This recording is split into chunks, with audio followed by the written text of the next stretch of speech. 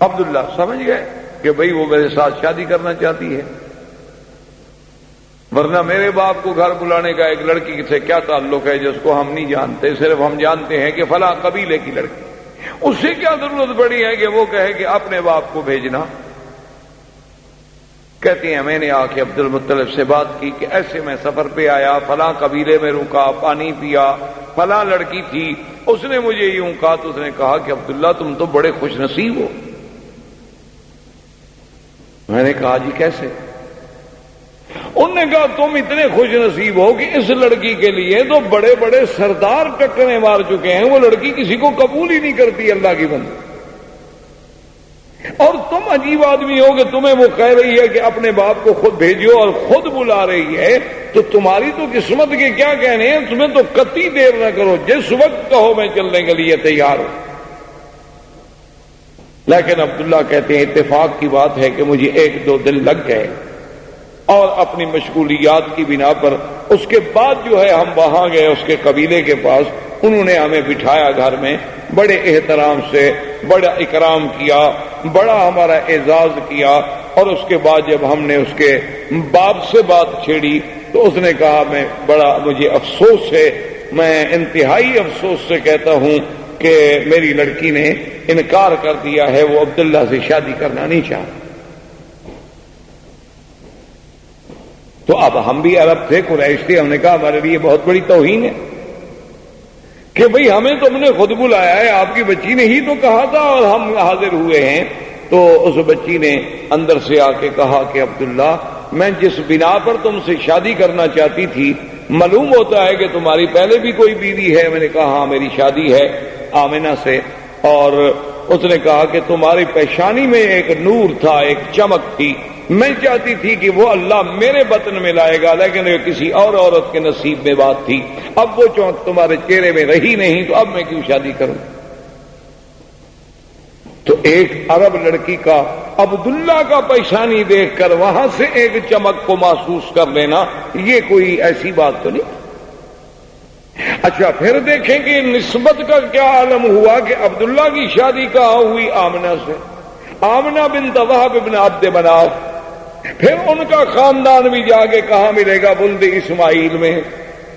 اور be be Amna کے ماں باپ جو تھے سارے مدینہ منورہ کے رہنے والے، حضور کے اقوال جتنے ہیں وہ تو سب مدینہ منورہ کے، یعنی مولد کا انتظام یہاں ہو رہا ہے تو مدینے بھی انتظام کیا جا رہا ہے۔ یعنی آپ حیران ہیں، آپ تصور کریں کہ بھئی یہاں مولد کا انتظام کی ولادت تو مکے میں ہوگی، لیکن ہجرت تو مدینے ہونی ہے نا، تو والدہ کا خاندان جو ہے اس کا تعلق مدینے سے ہے۔ اور آپ دیکھیں کہ حضرت حسان جو شاعر رسول اللہ صلی اللہ علیہ وسلم، یہ وہ انسان ہے حضرت حسان کہ جس کو اللہ کے نبی مسجد الحرام میں اور منبر پہ کھڑا کر کے کہتے تھے کہ حسان تم کافروں کو جواب دو۔ جب وہ کھڑے ہوتے جواب دینے کے لیے تو حضور دعا فرماتے کہ اللہم ایدہ بروح القدس، کہ یا اللہ جبریل کے ذریعے حسان کے دل میں مضامین ڈال۔ یہ وہ شان والا آدمی، وہ کہتے ہیں کہ میری عمر 7 سال تھی، اسی لیے وہ 7 سال جو ہے عمر کے اعتبار سے حضور صلی اللہ علیہ وسلم سے پہلے پیدا ہوئے۔ کہتا ہے میری عمر 7 سال تھی، میں اس وقت مدینہ منورہ میں تھا کہ وہاں ایک بہت بڑا کاہن تھا، ایک بہت بڑا کافروں کا مانا ہوا کاہن تھا، تو وہ بڑے بے وقوفوں کی طرح اور پاگلوں کی طرح بھاگتا ہوا آیا اور کہنے لگا کہ لوگو عجیب بات ہے کہ ولد نبی هذه الامہ، اس امت کا نبی آج پیدا ہو گیا۔ وہ کہتے ہیں اس وقت میری عمر 7 سال، اور اسی طرح بعینہ ہی حضور صلی اللہ علیہ وسلم سرکار دو عالم حبیب کبریا صلی اللہ علیہ وسلم کی پیدائش سے اسی رات صبح کو ایک بہت بڑا کاہن تھا جو پہاڑوں میں تھا اور سال سے باہر نہیں آیا تھا، کیا دیکھتے ہیں مکے والے کہ وہ جناب اس کے بال بکھرے ہوئے ہیں، پریشان حال ہے، اور مکے کی گلیوں میں بھاگ رہا ہے دیوانوں کی طرح، اور پوچھتے ہیں حل ولدا المولود هذه الليلہ، مکے والوں آج رات کوئی بچہ پیدا ہوا ہے؟ تو ایک آدمی نے آگے بڑھ کے بتایا کہ ہاں عبداللہ ابن عبد المطلب کے گھر میں بچہ پیدا ہوا ہے۔ کہنے لگا دلونی علی بیتہ، مجھے اس کے گھر کا پتہ بتاؤ کہاں۔ جلدی سے مجھے لے چلو۔ وہ آیا بھاگتا ہوا دیوانوں کی طرح، عبد المطلب آگے کھڑے ہیں، وہ تو دیکھ کے حیران ہو گئے کہ یہ وہ بندہ ہے جو سالوں سے کبھی غار سے نہیں نکلا، یہ آج کیسے نکلا ہے؟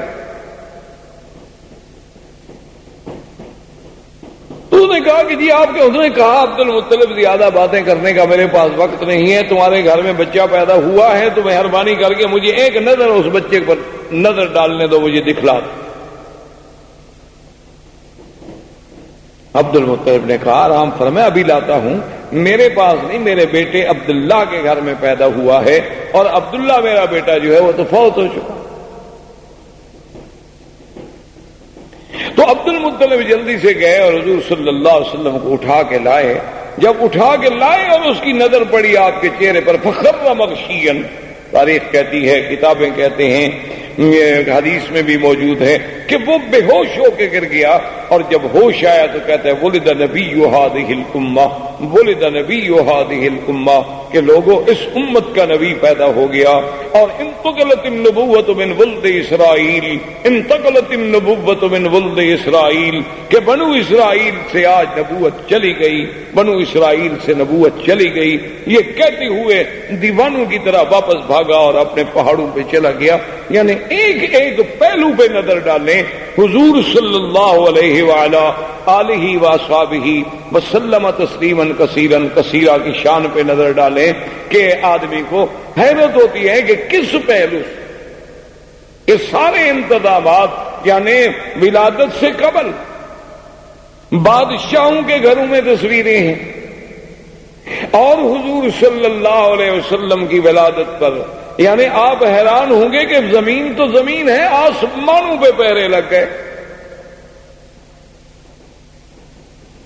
حضرت عبداللہ ابن عمر فرماتے ہیں کہ ایک دن میرے ابا بیٹھے تھے، حضور کی بعثت ہو گئی، ایک آدمی گزرا تو حضرت عمر نے فرمایا کہ معلوم ہوتا ہے کہ یا تو یہ کاہن ہے یا پہلے کسی زمانے میں کاہن تھا، اس کو بلا کے لیا۔ اس کو بلایا گیا تو آپ نے کہا کہ تم کاہن؟ تو نے کہا ہاں میں پہلے کاہن تھا، لیکن اب تو الحمدللہ اللہ نے مجھے ہدایت کر۔ تو آپ نے فرمایا کہ تم مجھے کوئی اپنی پہلے دور کی عجیب بات کوئی سناؤ۔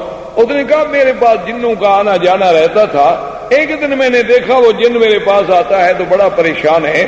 میں نے کہا کہ کیا ہو گیا؟ اس نے کہا تمہیں پتہ نہیں ہے کہ آج تو ہمارے کھانے نہیں پکے، آج تو ہماری چارپائیاں الٹی ہو گئیں، آج تو ہمارے گھروں میں جو دیگچیاں ہیں وہ ہم نے پھینک ڈالی ہیں۔ انہوں نے کہا کیوں، بات کیا؟ انہوں نے کہا تمہیں پتہ نہیں کہ ایک نبی اس امت کا پیدا ہو گیا؟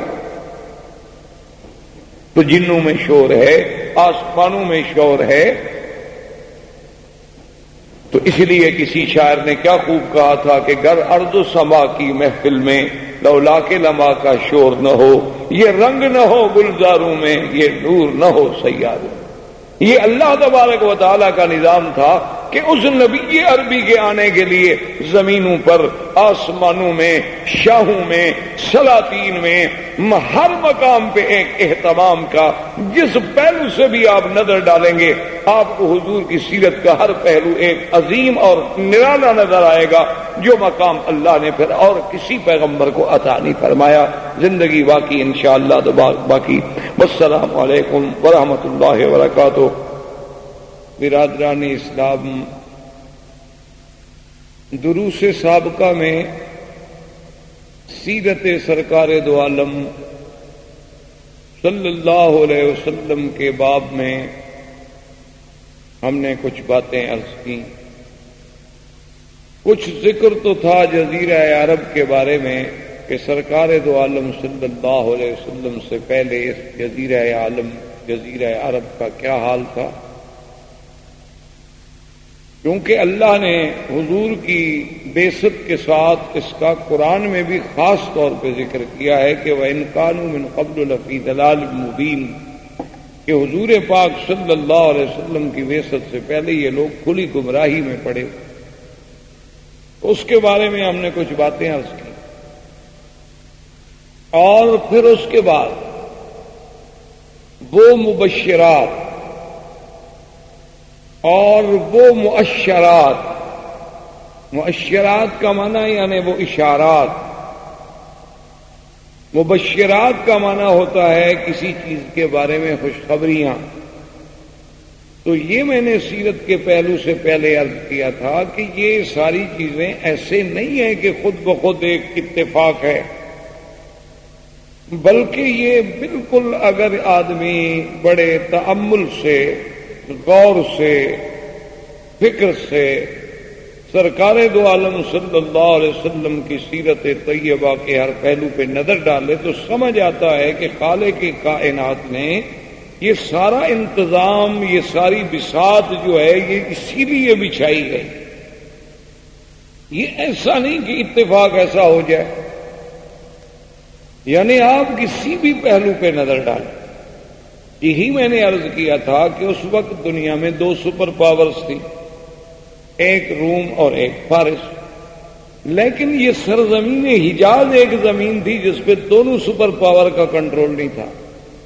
تو اللہ تبارک و تعالیٰ کا اس خطے کو منتخب کرنا حضور کی ولادت کے لیے، تو اس میں آخر کوئی بات تو ایسی تھی کہ دو طاقتیں، ایک اس طرف ہے اور ایک اس طرف ہے، ایک ماورا نہر ترکمنستان کی طرف اور ایک المانیہ سے لے کر حبشہ سے لے کر یہاں تک، یہ دونوں طاقتیں باہر سے گھرے ہوئے ہیں، لیکن یہ درمیانی ٹکڑا کسی کے تسلط پہ نہیں. اور اللہ پاک نے اسی جگہ اپنے اس آخری نبی خاتم الانبیاء صلی اللہ علیہ وسلم کو پیدا فرما، کیونکہ یہ تو پھر آپ کے اپنے تدبر پہ ہوتا ہے. اب دیکھیں نا جی، جیسے آج کل سنا آپ نے اور پڑھا اپنے اخباروں میں بھی، ہندوستان کا، پاکستان کا ایٹمی دھماکے کرنا، یہ کرنا، یہ ساری چیزیں آپ نے پڑھی ہے. تو اس پر ایک جو سائنسدان ہیں وہ اپنی نظر ڈالے گا، جو سیاسی لوگ ہیں وہ اپنی نظر سے سوچیں گے، جو اقتصادی لوگ ہیں وہ اپنی نظر سے سوچیں گے کہ اس میں کتنا فائدہ کتنا نقصان، وہ ضرب تقسیم لگائیں گے، اور عامت الناس جو ہیں وہ اپنے فکر سے سوچیں گے. اور ایک قرآن و سنت کا طالب العلم جو ہے اسے اپنے فکر و نظر کی روشنی میں سوچنا پڑتا ہے کہ یہ بھی کوئی ایسی چیز تو ضرور ہے کہ جس سال حضور صلی اللہ علیہ وسلم کی پیدائش کا سال ہے، اسی سال میں ہاتھیوں کے بادشاہ نے حملہ کیا جو آپ پڑھ چکے، اور ہاتھیوں کے حملے کو ختم کرنے کے لیے اللہ تبارک و تعالیٰ نے پرندوں کو بھیجا. ابابیل کو بڑا معروف قصہ ہے، 3 پتھر لے کے آئے اور گرائے گئے اور وہ ختم کر دیے گئے ہاتھی. تو یہ وہ 3 پتھر کیا تھے جن کو اللہ نے خصوصی طور پہ قرآن میں ذکر کیا، وارسل علیہم طیرا ابابیل ترمیہم بحجارۃ من سجیل، کہ ہم نے وہ 3 پرندے بھیجے کہ ابابیل، اور تاکہ وہ ان پہ پتھر جو سجیل ایک خاص جہنم کی آگ میں پکائے گئے. عام پتھر نہیں تھے کہ پہاڑ کے اٹھا لو. تو اسی سے وہ ایٹم کے ذرے پہ آپ غور کریں کہ دنیا اس ذرے پہ پہنچی کہ ایک ذرے سے بھی اتنی بڑی چیزیں جو ہیں وہ تباہ کی جا سکتی ہیں. تو اصل چیز تو یہ اسلام نے پیش کی تھی، قرآن نے پیش کی تھی، پھر اپنی اپنی سوچ سے لوگ وہاں پہنچے کہ یہ ایٹم کا ذرہ کیا ہے. اچھا، اس ایٹم کے ذرے کا اس سال پیدا ہونا جس سال نبی پیدا ہوا ہو، کیا وجہ ہے آخر؟ اس پہ آپ غور کریں. اللہ نے آپ کو علم دیا ہے، پڑھے لکھے لوگ ہیں، کہ آخر اسی سال یہ اللہ پاک نے کیوں ایٹم کا ذرہ پیدا کیا؟ اس سے پہلے مختلف قوموں پہ عذاب آ چکے ہیں. کسی کو سیاح سے مارا گیا، کسی کو بجلی کی کڑک سے مارا گیا، کسی کو پانی میں ڈبویا گیا، کسی کی بستیوں کو الٹ کے پھینک دیا گیا، کہیں ہوا بھیجی گئی، لیکن یہ تک عذاب کسی پہ نہیں بھیجا گیا کہ اوپر سے ایک چھوٹا سا پرندہ اڑتا ہوا ہے اور ایک چھوٹی سی کنکر ڈال دو. اور وہ اگر ایسے آگے حالت ایسی پیدا کرتے کہ فجعلہم کعصف مأکول، ایسے کہ جیسے کوئی گھاس کھا کھا کے چبا چبا کے جانور پھینک دیتا ہے نا، اتنی بڑی چیزیں اس طرح ہو جائیں۔